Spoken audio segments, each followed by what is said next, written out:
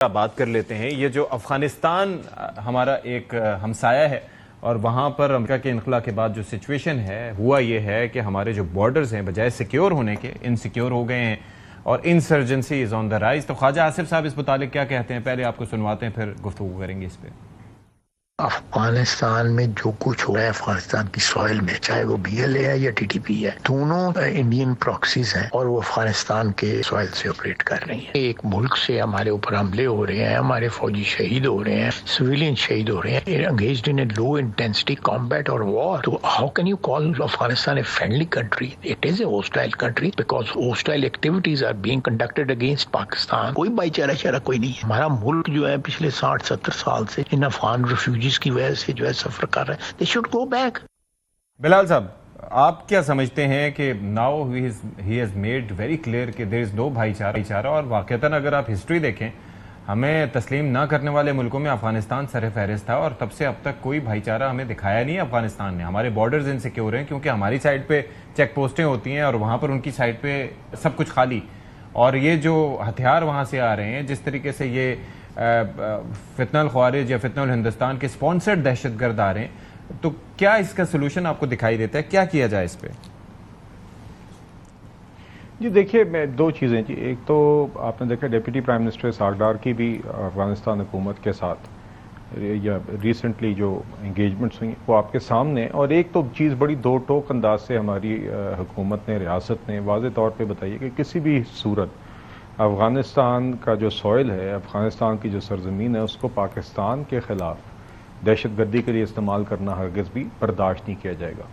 देखिए, बाकी जो बिल्कुल नेबरिंग ममालिक हैं, हम चाहते हैं कि हमारे ख़ित्ते में, हमारे इस रीजन में अमन हो और वो मगर यकीनन वो कभी भी हमारी सॉवरेंटी, हमारी टेरिटोरियल इंटेग्रिटी, हमारी शहरियों की ज़िंदगी, हमारे जवानों की ज़िंदगियों को रिस्क पे तो या उनको किसी भी हवाले से ख़तरे में डालना तो हम हरगिज़ बर्दाश्त नहीं कर सकते। तो इन्हीं चीज़ों के लेके जी आगे मामलात को लेके जाया जा रहा है और इंशाल्लाह इसी तरह ही डिप्लोमेसी और सिक्योरिटी की जो तकाज़े हैं वो जिस तरह हमने जंग में दिखाया, इसी तरह दहशतगर्दी की जंग में जो हमारे जवान कुर्बानियाँ आज दे रहे हैं और जिस तरीके से हमारी अफवाज और लॉ इन्फोर्समेंट एजेंसीज लड़ रही हैं, ये उसी के ज़ुमरे में आता है जी। और इंशाल्लाह इसके ऊपर किसी भी हवाले से कोई कॉम्प्रोमाइज़ नहीं किया जाएगा। जी डॉक्टर कमर चीमा, ये बड़ा कंसर्निंग है क्योंकि जिस तरीके से वहां पर हालात ख़राब हो रहे हैं और दोनों सूबों में, न सिर्फ ये कि KP बल्कि बलूचिस्तान में भी, एंड इट्स एविडेंट कि कहाँ से हो रहा है मामला। देखिए, मेरा ख्याल है कि पाकिस्तान को बड़ी एक क्लियर पोजीशन लेनी पड़ेगी अफगानिस्तान के ऊपर। हम अभी तक फ्रैंकली रिलक्टेंट हैं इस सेंस में कि ये हमारा एक नेबरली कंट्री है, मुसलमान मुल्क है, लेकिन मेरा नहीं ख्याल कि अफगानिस्तान इन चीज़ों को वैल्यू देता है। उनके नज़दीक वैल्यू ये है कि वो जो उनके पेटी भाई हैं वो TTP के साथ रहना चाहते हैं। उनके लिए, क्योंकि अभी तक वो दुनिया का हिस्सा नहीं बन पा रहे और वो समझते हैं कि ये जो दहशतगर्द हैं, जिनको आप दहशतगर्द कह रहे हैं, ये हमारे दोस्त हैं, हम इनके साथ रहते हैं, भले वो आप पे हमला करते हैं वो उनका मसला है, लेकिन हम इनको कुछ नहीं कहेंगे। सो मेरा ख्याल है पाकिस्तान ने अगर ये मैं इस पर एक सिंपल एनोलॉजी ड्रॉ करना चाहता हूँ कि अगर हमने ये तहैया किया कि अगर इंडिया से हमला आएगा और जहां से भी विद इन इंडिया हमला आएगा तो हम वहीं पे अटैक करेंगे जहां से हमला आ रहा है। तो ये फॉर्मूला क्या हम अफगानिस्तान के हवाले से इंप्लीमेंट नहीं कर सकते कि जहां से हमला आ रहा है, जहां से थ्रेट है, वहीं पे अटैक करना पड़ेगा। और देखें, इस सेंस में हमने बड़े सारे, देखें आपने रिलीजियस डिप्लोमेसी का सहारा लिया, मुफ्ती तकी उस्मानी साहब को भेजा, मौलाना फजलुर रहमान गए, उसके बाद आपकी पॉलिटिकल मिलिट्री लीडरशिप वहां पे गई, आपने सोसाइटियल लेवल पे लिंकेजेस खोले, आपने चाइना को डाला, ईरान को, अरब ममालिक को बीच में डाला, हमने Pakistan Iran Afghanistan trilateral framework बनाया, Pakistan China Afghanistan trilateral framework है, सेंट्रल एशिया का अफगानिस्तान के साथ हमने एक ट्राइलैटरल फ्रेमवर्क बनाया। प्रॉपर हमारे पास अम्बेसडर सादिक साहब जो हैं वो एक पूरा हमारे पास एक बंदा है जो देख रहा है उस चीज को कि कैसे हमने चीजों को करना है। लेकिन वो एक ही चीज पे बज़ेद है कि हमने TTP को कुछ नहीं कहना और हमने ये जो क्रॉस बॉर्डर टेररिज्म है और ये जो दहशतगर्द वहां से आते हैं, इसमें आप देखें हमारा एक फौजी शहीद हो रहा है, हमारे 10 फौजी शहीद हो रहे हैं, हमारे पास तो कोई इसमें एपेटाइट है ही नहीं है, हम अफोर्ड ही नहीं कर सकते। दुनिया हमें किस स्केल पे देख रही है कि हम सऊदी अरब को जो है वो सिक्योरिटी प्रोवाइड कर रहे हैं और यहाँ पे हमारे यहाँ पे दहशतगर्द जो हैं वो अफगानिस्तान उन्हें फ्री हैंड दे रहा है कि जाओ बॉर्डर क्रॉस करो और पाकिस्तान पे हमला करो। मैं समझता हूँ ये इस पे एक्शन लेना चाहिए। अच्छा जमील साहब, ये बड़ा क्विकली मुझे जरा समझाइएगा कि एक जानिब हम क्या इस तरीके से अपनी पोजीशन को कैसे लेवरेज कर सकते हैं? अब हमारा सऊदी अरब के साथ दिफाई मुआहदा है और सऊदी अरब का इन्फ्लुएंस अपना भी होगा जाहिर है, तो उसको किस तरीके से यूज किया जा सकता है यहाँ पर? और दूसरा, जो डिप्लोमेटिकली हम किस तरीके से इस मामले को हाईलाइट कर सकते हैं कि यहाँ पर भारत का भी इन्फ्लुएंस है और वो भी इंसर्जेंसी में उसकी प्रॉक्सीज जो हैं वो अपना रोल प्ले करती हैं?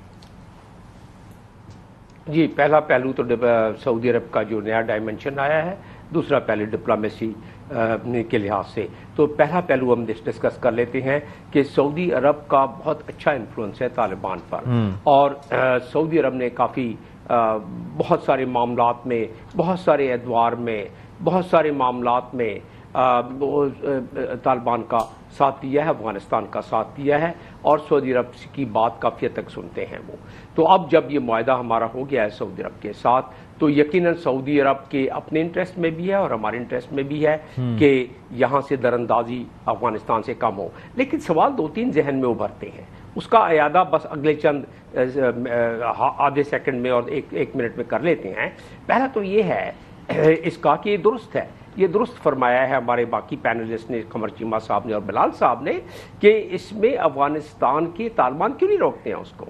तो सवाल के जवाब में एक और सवाल उभरता है कि क्या पाकिस्तान, क्या तालिबान की ये 100% कैपेसिटी, क्या उनकी एडमिनिस्ट्रेशन इतनी कवी और इतनी मजबूत हो चुकी है, क्या उनकी जो शोल्डर टू शोल्डर 25 साल लड़ते रहे हैं इन्हीं लोगों के साथ, ये उनके कजन्स हैं, उनके रिलेशंस हैं, उनके ब्लड रिलेशंस हैं, क्या उन पर इतने हावी हो सकते हैं? मेरी अपनी इंगेजमेंट हमारे स्पेशल एनवाय सादिक साहब से भी है और बाकी भी कुछ अफगानिस्तान के बड़े चीदा लीडर्स हैं, एक आध दफा उनसे मेरी इंगेजमेंट हाल ही में हुई है। वो कहते हैं कि भाई ये आप इनको निशाना बनाएं, हम आपके पास वो क्रॉस होकर के आती हैं, और आप, मेरी अपनी जाती इतला के मुताबिक इसमें काफ़ी हद तक हमें इंफॉर्मेशन भी मिल जाती है। रॉ उनकी फंडिंग कर रही है, हमें पता है। रॉ का सबसे बड़ा बजट अगर है इस पूरे खित्ते में तो है ही इसी काम के लिए कि पाकिस्तान के खिलाफ जो है अफगानिस्तान का सवाल इस्तेमाल करें, और पहले ईरान का भी कर रहे थे, अब थोड़ा ईरान में उनको थोड़ा टाइट किया है। तो वो उसको तो इस्तेमाल करेंगे, लेकिन सवाल ये पैदा होता है कि इंटरनेशनल कानून कौन सा ऐसा है कि हम अफगानिस्तान पर उनकी सॉवरेनिटी को हम उसको गजन पहुंचाएं। एक ही चीज़ है हमारे पास, वो है कि जो 2373 का अक़वाम मुत्तहिदा का रेजोल्यूशन है टेररिज्म के तहत, लेकिन उसके लिए हमें वो एविडेंस जो कि अक़वाम मुत्तहिदा की सिक्योरिटी काउंसिल की जो टीम है उसने दी हुई है, जो उनको रिपोर्ट सिक्योरिटी काउंसिल को, जिसमें कि उन्होंने टीटीपी को दहशतगर्द तंजीम और ये बता दिया है कि वो वहां से आके पाकिस्तान में हमला करते हैं। तो हम उस लिहाज से, लेकिन डिप्लोमेसी को और अफगानिस्तान को हमें एंटेगोनाइज, ठीक है, हमें पता है कि वो सही हमारे साथ नहीं चल रहे हैं, लेकिन इसके बावजूद डिप्लोमेसी के तहत, लेट्स सी कि क्या हो सकता है, के तहत हमें कुछ ना कुछ करना है।